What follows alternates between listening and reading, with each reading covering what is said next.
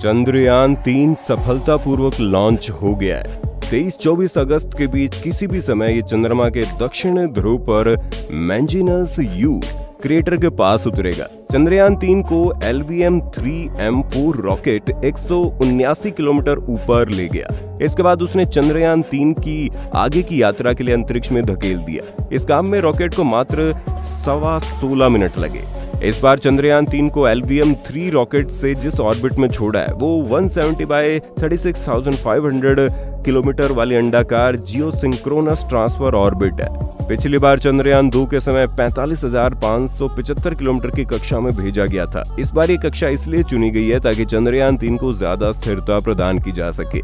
इसरो से प्राप्त जानकारी के अनुसार 170 बाय 36,500 किलोमीटर वाली अंडाकार जियोसिंक्रोनस ट्रांसफर ऑर्बिट के जरिए चंद्रयान की ट्रैकिंग और ज्यादा ऑपरेशन आसान और सहज होगा। चंद्रमा की ओर भेजने से पहले चंद्रयान-3 को धरती के चारों तरफ कम से कम 5 चक्कर लगाने होंगे।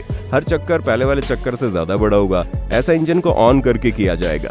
इसके बाद Chandrayaan three trans lunar insertion command दिए जाएंगे। फिर चंद्रयान-3 सोलर ऑर्बिट यानी लंबे हाईवे पर यात्रा करेगा। 31 जुलाई तक TLI को पूरा कर लिया जाएगा। इसके बाद चंद्रमा करीब 5.5 दिनों तक चंद्रमा की ओर यात्रा करेगा। चंद्रमा की बाहरी कक्षा में वो 5 अगस्त के आसपास प्रवेश करेगा। ये गणनाएं तभी सही रहेंगी जब सब कुछ सामान्य स्थिति में होगा। कोई तकनीकी गड़बड़ी होने पर इसमें समय बढ़ सकता है। चंद्रयान-3 चंद्रमा की 100 बाय 100 किलोमीटर की कक्षा में जाएगा। इसके बाद विक्रम लैंडर और प्रज्ञान रोवर प्रोपल्शन मॉड्यूल से अलग हो जाएंगे। उन्हें 100 किलोमीटर बाय 30 किलोमीटर की अंडाकार कक्षा में लाया जाएगा। 23 अगस्त को डीबूस्ट यानी गति धीमी करने का कमांड दिया जाएगा। इसके बाद चंद्रयान-3 चंद्रमा की सतह पर उतरना शुरू करेगा। इस बार विक्रम लैंडर के चारों पैरों की ताकत को बढ़ाया गया है। नए सेंसर्स लगाए गए हैं। नया सोलर पैनल लगाया गया है। पिछली बार चंद्रयान-2 की लैंडिंग साइट का क्षेत्रफल 500 बाय 500 मीटर चुना गया था। इसरो विक्रम लैंडर को मध्य में उतारना चाहता था, जिसकी वजह से कुछ सीमाएं थी। इस बार लैंडिंग का क्षेत्रफल 4 किलोमीटर बाय 2.5 किलोमीटर रखा गया है। यानी इतने बड़े इलाके में चंद्रयान-3 का विक्रम लैंडर उतर सकता है। लैंडिंग के लिए सही जगह का चुनाव वो खुद करेगा। इस बार कोशिश रहेगी कि विक्रम लैंडर इतने बड़े इलाके में अपने आप सफलतापूर्वक उतर जाए। इससे उसे ज्यादा फ्लेक्सिबिलिटी मिलती है। इस लैंडिंग पर नजर रखने के लिए चंद्रयान-2 का ऑर्बिटर अपने कैमरे तैनात रखेगा। साथ ही उसने ही इस बार की लैंडिंग साइट खोजने में मदद की है। अब आपकी जिज्ञासा ये जानने की जरूर होगी, चंद्रयान-3 चंद्रमा की कक्षा में स्थापित होने में 40 दिन क्यों ले रहा है?